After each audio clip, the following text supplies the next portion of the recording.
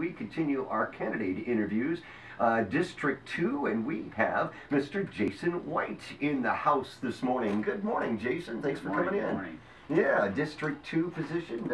Hey, tell us about yourself. Who's Jason White? Are you, tell us about your family. Just tell us, who is he? Well, I grew up down on the southeast side of Yakima. I went to Martin Luther King, Ridgeview, Adams, Washington Middle School, and then went to Davis, where I was the elected captain of the football and wrestling team, state champion powerlifter. All right. Had a full ride academic scholarship to play football at the University of Puget Sound, but I ended up going into the military after 9/11. Went to the Army and came back, worked in physical therapy. I have 2 daughters, and back in the community, see what I can do for it. Right on. Well, thanks for your service, man. Yeah, definitely. Thank you. All right, remind folks of District 2, it has an incumbent who is seeking re-election. Of the 3 who are seats that are up, it's the only one that is. So Abina Gutierrez is the current. Yep. She is. Who's that? Who is she? Well, the point is, you seem to think that you're a better choice. So tell us why. Yeah, well, I'm here to actually do things to build the community from the inside out. I think that a lot of this stuff, if we want to strengthen our communities, is going to come from within. The big projects are great. I support the pools and the bigger projects, but I think it's going to take a lot more leadership to change things now, and I think that we can start to do that right now and use this position for something that helps a lot of people. All right. I guess the way we do this is we kind of run the same sort of questions. And Lance, you got your list. Yeah. What I just well, we got some challenges in this city. What do you think are the big challenges that are facing our city right now, in your opinion? Well, I mean, everybody sees the homeless, and I see that as a consequence of the real issues. I'm kind of going back to trying to fix the heart of the issues. There's definitely a drug problem and a mental health problem, and some of the streets. I think that standards as a city, we have to know our standards and be able to make decisions and know what's going on. First, we need to clean up our main streets. That's not a new tax. That's just the city holding its standards and keeping business owners and themselves accountable for the appearance of these main streets that really hurt everybody. Gang violence, big challenge for Yakima. Boy, just had another, gang-related shooting on Friday night. What do you believe that needs to be done to address the problem here? I think it's multifaceted. But initially, I was there. I was talking to the property owner on that corner 2 weeks ago, and I had discussions with him. And before this happened, right there on the same corner, it's 2 blocks away from my house, and I talked to him, and I said, I was like, he told me about a drug house right there and a lot of problems that were going on right there, and so I said, well, I think that, maybe the cops just need to put these houses on notice, they can, and so I went over there and talked to the police officer and told him, I asked him if he could go knock on that door and put the people on notice, just let them know that they're being watched, just let them know. I think that we need more community engagement initially, right away, even if we're not make an arrest, just let the people know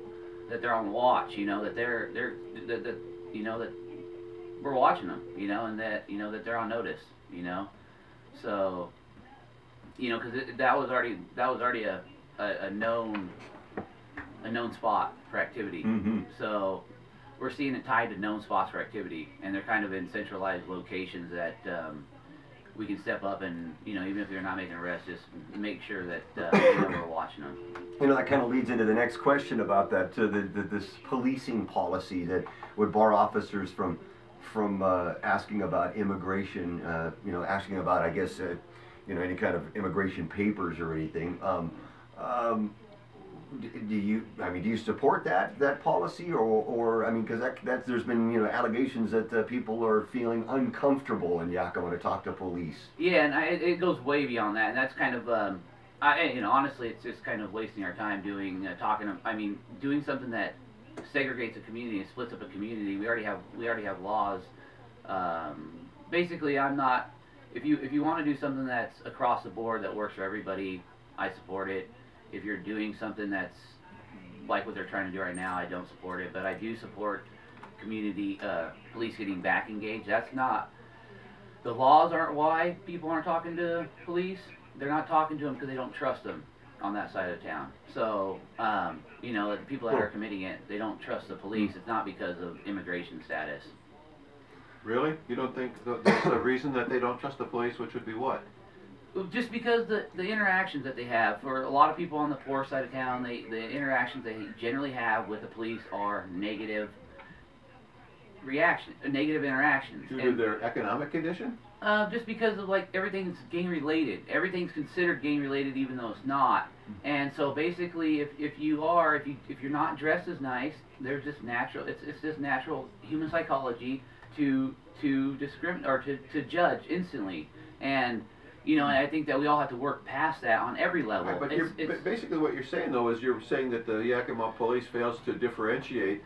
You know, we've got a gang unit, and you're saying that they don't separate out, and that's why people are afraid? No, I'm saying that, yeah, well, on the, basically, people down there have been, the only time that the police are in a lot of their lives, there's a lot of great cops in Yakima, but there's some of them that are not treating people with dignity. You know, if you treat all people with dignity, then people will be likely to respond. And a lot of people down on the east side, a lot of people that are not well off are not getting the dignity, and they're, you know, and they're quite frankly getting harassed by some of the cops. Like, I mean, I was down on 3rd one night. You know, we hear a lot about the cops don't have enough resources. Yet I'm walking down there at, you know, 10 o'clock at night, and they got 5 cop cars pulled over one guy for riding his bicycle on the sidewalk. You know, and those are not uncommon situations. You know, I just think that they're you know, and that wouldn't happen to somebody else that, you know, looked well-to-do, or, you know, that's just those kind of stories are very prevalent in Yakima. And if you're kind of well off, then you don't really see that. But, well, I wouldn't consider myself well off, but I don't see that, and I've not heard that. So basically, that's an indictment of our police department based on what, your first-hand knowledge and anecdotal information from East Side. Yeah, from living down there, absolutely, and that's what I'm hearing from everybody, that they have this negative interaction, and I wanna break through that barrier that we have.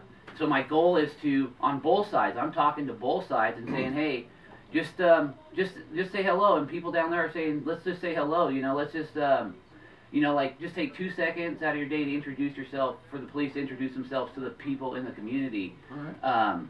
And on vice versa too, I see people down in my community that are saying, hey, just you know, just come and say hi. We're not asking for much. Just you know, don't just sit there and watch us. You know, when you can get out of your car and interact. And I've been working with police directly to tell them the same thing. When we have these opportunities to break through those barriers and to break through the tension, this is what we need to do. At the parks, you know, at the community safety forum, I talked to the police officers because they were kind of standing in the back corner and saying, this is your opportunity right now to go say hello to these kids and start building good relationships, so they perceive you in a positive manner, because that's what we need to do, is break through those barriers of those tensions that exist right now.